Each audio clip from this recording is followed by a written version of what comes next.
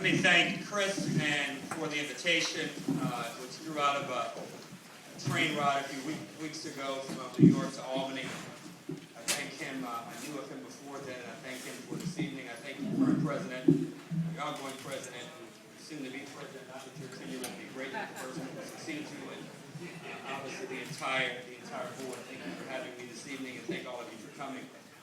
I've given some thought over the last few months, particularly the last 6-7 weeks, running for the United States Senate from the state of New York. I've lived in New York off and on now for a little over 3 years, almost 3.5 years in about a month or so. I moved here after losing a race for the U.S. Senate. I'm holding this because the gentleman asked me to hold it because it helps him with his hearing, so I don't mean I'm not holding anything other than, I believe, a hearing device or hearing amplifying device. But I moved here shortly after a race for the U.S. Senate in Tennessee. I'd served in Congress for 10 years, largely representing a congressional district in the southwest corner of the state called Memphis. I lost this race. My girlfriend, who's now my wife, was living here. I moved here. I took a teaching job at a school down in Nashville, a university called Vanderbilt. I took on the leadership and chairmanship of an advocacy group out of Washington called the Democratic Leadership Council. I took a job with a large financial firm here called Merrill Lynch, now Bank of America. Last year, my wife and I decided to make New York City home. It was home for her. Really all of that time, I was commuting back and forth, still believing that I might run for office again out of Tennessee. While serving in Congress, my record on a variety of issues, social issues, in a lot of ways reflected what I knew then, people I represented, the state in which I was from, and frankly, the influences that those around me, particularly my constituents, had on me. I'm not ashamed to say that throughout my time in Congress, there were issues that I evolved on, I matured on, I listened to information on each side, and sometimes changed my mind about issues. You lied about it too. Since moving to, I respect anybody who wants to yell while I'm talking, I'll be quiet as long as you give me a chance to talk as well. Decided, after moving here, my wife and I had decided, but we had several conversations about this about every issue. I'm married to a woman who shared with me that I'm empowered to make all the very important decisions in my household. There haven't been any yet, but when there is one, I'll be happy to make that important decision. She's a part of this about everything that I do professionally and personally. Over the last few years, the conversations about everything from what was happening in Washington with regard to the war to social policy issues, including the issue of marriage equality, were things that we talked about in my house and for that matter amongst my friends. Since expressing interest in the Senate race, Mr. President, and I'll open up for questions here in 30 seconds, since expressing interest in the Senate race, I was asked on the trail or at the very beginning of this by one of the newscasters, I think on NBC, maybe the Today Show about Matt Lauer, what my thoughts were on marriage equality.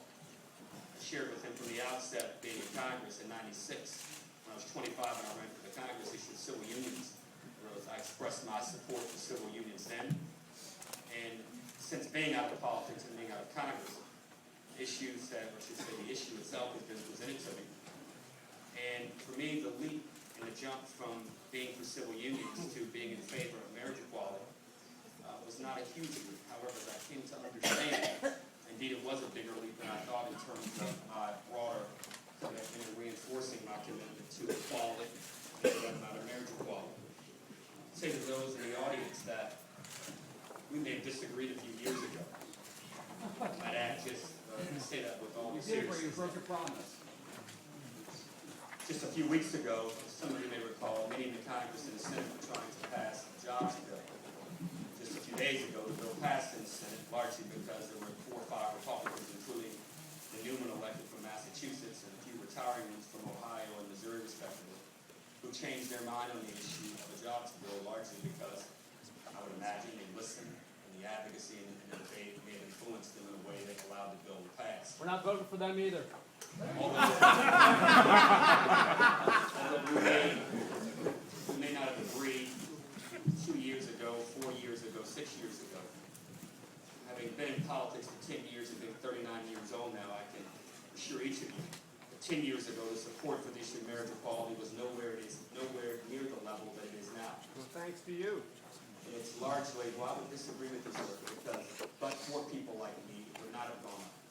The position and the statement I made, because I open up to those in the audience, and I thank you again for inviting me and allowing me to come this evening, is that those of us who have allowed the debate, have allowed the advocacy, and have been allowed to reflect on these issues, and have come to a different conclusion or an outcome, frankly, the only way we make progress in the country, and I consider my move from where I was before to where I am now progress, because I was wrong before, and I think I'm right now. Congressman? Whether you agree with me or don't agree with me, I would hope, and whether you embrace me or don't embrace me, I at least hope that you will accept the fact that I now support marriage equality, whether you like my position. You lie. No more lies! Yeah. No more lies! No more lies! No more lies! No more lies! No more lies! Keep it down. We're very short on time, so I want to bring this right into questions. And we've collected a lot of really good questions, and I'll try to get to as many of these as I possibly can. First question. In the past, you supported Bush's enhanced interrogation techniques and domestic wiretapping. You voted to give the federal government jurisdiction over Terry Schiavo.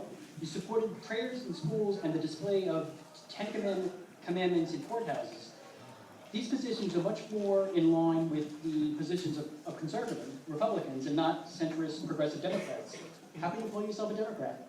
Very easily, because I think the people who will clean this room when we leave, their kids have every right to go to college, and have every right to access affordable health care. I'm blessed to have a job that allows me to work here. I'm blessed that I was able to go to good school.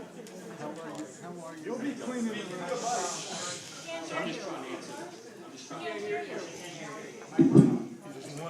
I'm a Democrat because I think poor people, middle class people deserve the same break as well as people.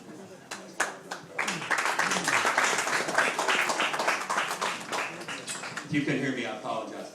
Okay, that's fine. Second question.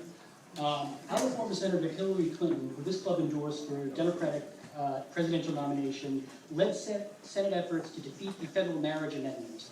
In 2004, you told the president of our sister club, the Memphis Somal Dems, and the president of the Memphis Gay and Lesbian Community Center that you would not support the federal marriage amendment. But you did vote for it not once, but twice. If you lied to our community then, why should we trust you on any issue?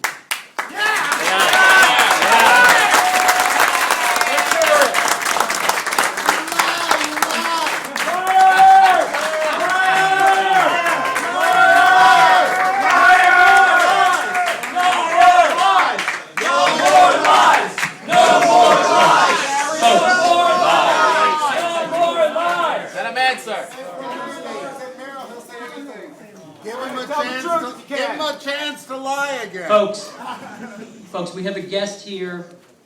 We'd like to hear from our guest. I never promised anyone I would vote against that amendment. I voted twice in favor of it, and I was wrong. I've now recognized the wrongness of my ways.